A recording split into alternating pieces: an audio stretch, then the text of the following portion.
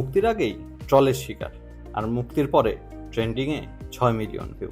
হ্যাঁ, কথা বলছি সেই আশিকি নাটক নিয়ে, যে নাটক দেখিয়ে দিল ট্রলি সব না, কন্টেন্টই রাজা। ঈদের ঠিক আগে আশিকির একটি গান ভাইরাল হয়, ওরে মন এ কেমন প্রেমেরই দহন। এই গানটি নিয়ে নেটিজেনরা শুরু করেন মজার মিম, ট্রল আর ঠাট্টা।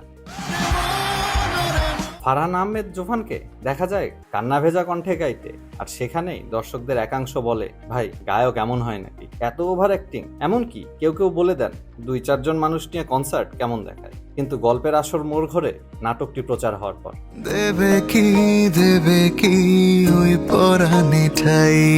মাছরাঙা টিভিতে প্রচারের পর আশিকি ইউটিউবে আসে, আর মাত্র 24 ঘন্টায় 6 মিলিয়নের বেশি ভিউ হয়। বাংলাদেশের ইউটিউব ট্রেন্ডিংয়ে নাটক ক্যাটাগরিতে 1 নম্বরে উঠে আসে নাটক। দর্শকরা বলতে শুরু করেন, অসাধারণ অভিনয়, এই নাটকটি আমাকে নাড়িয়ে দিয়েছে। সাদার মির্জা নামে এক দর্শক লেখেন, আমি নাটক দেখে হারিয়ে গিয়েছিলাম। তোফাজ্জল আরমান লেখেন, হুজুকে ট্রল না করে আগে দেখা উচিত, নাটকটা অস্থির হয়েছে। নাটকটি পরিচালনা করেছেন ইমরোজ শাওন। তিনি সাহস করে এমন একটি গল্প নিয়ে এসেছেন যেখানে একজন গায়ককে দেখা যায় ভিন্ন এক আবেগী চরিত্রে, আর সেই চরিত্রে ছিলেন ফারহান আহমেদ জোভান, যাকে 3 দিন ধরে ট্রল করা হলেও শেষ পর্যন্ত তিনি সবাইকে মুগ্ধ করলেন। এই নাটকের বিপরীতে ছিলেন নাজনীন নিহা, তাদের জুটি নিয়েও চলছে প্রশংসার ঝড়। এক দর্শক বলেছেন, এই জুটি অসাধারণ ছিল, কাজটা নিখুঁত। এই ইউনিভার্সিটি সবচাইতে সুন্দরী মেয়ে। আগলি ফেস, আগলি টিথ। সোশ্যাল মিডিয়ায় এখন শুধু আশিকি নিয়ে আলোচনা।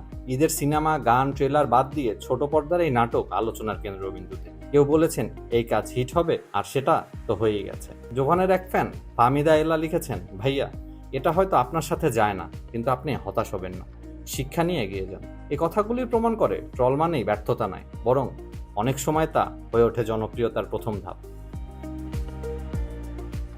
এই হলো আশিকির গল্প, ট্রল থেকে ট্রেন্ডিংয়ে উঠে আসা এক সাহসী কন্টেন্ট। আপনি কি নাটকটি দেখেছেন?